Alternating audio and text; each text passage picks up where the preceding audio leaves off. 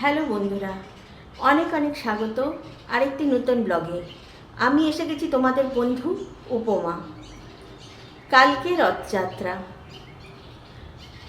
বাজার থেকে প্রত্যেক বছর জগন্নাথ দেব, বলরাম দেব আর মা সুভদ্রাকে কিনে আনা হয়। এবার ভাবলাম নতুন কিছু করি। যেমন ভাবা তেমনি কাজ। বের করলাম আমার ঝুলি। সেই ঝুলি থেকে কত কিছু বেরোলো। শুরু হলো আমার ঠাকুর গড়া। চলো দেখি কিভাবে আমি আমার ঠাকুর গড়লাম। আর তারপরে পুজোর ভিডিও তো দেখতে হবে। চলো আর দেরি না করে শুরু করা যাক।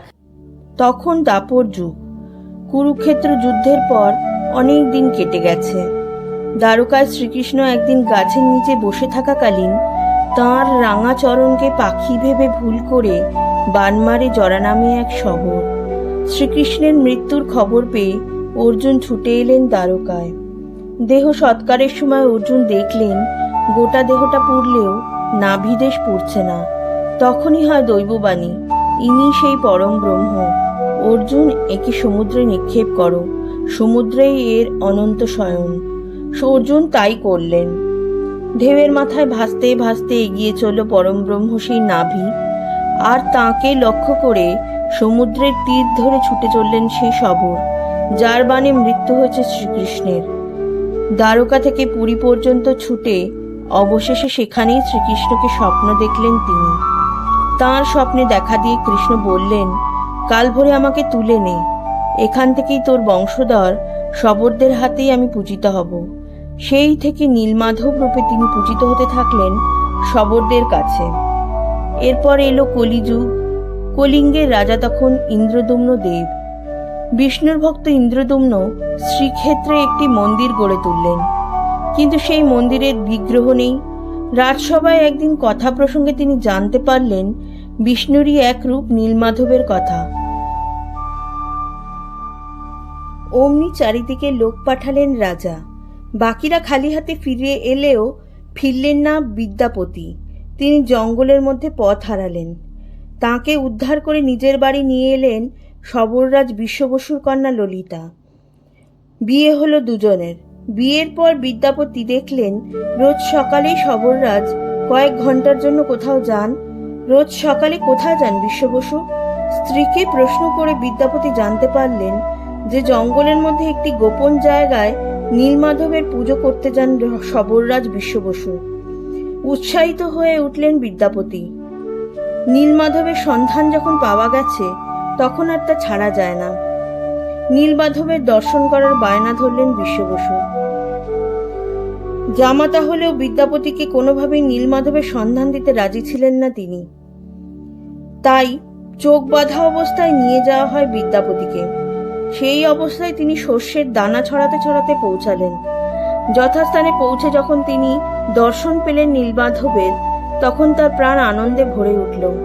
বনের মধ্যে পুজোর ফুল কুড়িয়ে এনে বিশ্ববসু যখন পুজোর বসলেন, তখন দৈববাণী হলো, এতদিন আমি দিন দুঃখীর পুজো নিয়েছি, এবার আমি মহা উপচারে রাজা ইন্দ্রদুম্নের পুজো নিতে চাই।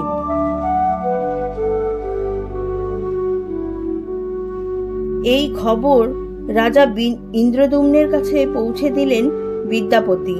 ইন্দ্রদুম্ন মহানন্দে জঙ্গলের মধ্যে সেই গুহায় এসে পৌঁছালেন নীলমাধবকে সাড়ম্বরে রাজপ্রাসাদে আনতে। কিন্তু একি, নীলমাধব কোথায়? আটক হলেন শবররাজ। তখন দৈববাণী হলো যে সমুদ্রের জলে ভেসে আসবে কাঠ, সেই কাঠ থেকেই বানাতে হবে বিগ্রহ। হাজার হাজার হাতি ঘোড়া সেপাই লোক লস্কর নিয়েও সমুদ্র থেকে তোলা গেল না সেই কাঠ। শেষে কাঠের একদিক ধরলেন শবররাজ, আর একদিক ব্রাহ্মণপুত্র বিদ্যাপতি। মহারাজ তার কারিগরদের লাগালেন মূর্তি গড়তে, কিন্তু সেই কাঠ এমনই শক্ত যে ছেনি হাতুড়ি সবই ভেঙে যায়। তাহলে উপায়? মূর্তি গড়বে কে? মহারাজের আকুলতা দেখে বৃদ্ধের বেশে হাজির হলেন স্বয়ং বিশ্বকর্মা। তিনি গড়বেন মূর্তি। তখন শর্ত একটাই, 21 দিনের আগে তিনি দরজা না খুললে কেউ যেন তার ঘরে না আসে। শুরু হলো কাজ। ইন্দ্রদুম্নের রানী গুন্ডিচা রোজই রুদ্ধদুয়ারে কান পেতে শোনেন কাঠখাটার ঠক ঠক শব্দ। 14 দিন পর হঠাৎ রানী দেখলেন রুদ্ধদ্বার কক্ষ নিস্তব্ধ। কি হলো?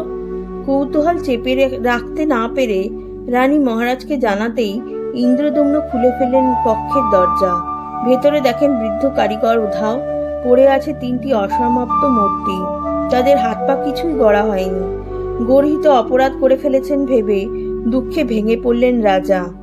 তখন তাকে স্বপ্ন দিয়ে জগন্নাথ বললেন যে এরকম আগে থেকেই নির্ধারিত ছিল, তিনি এই রূপেই পূজিত হতে চান।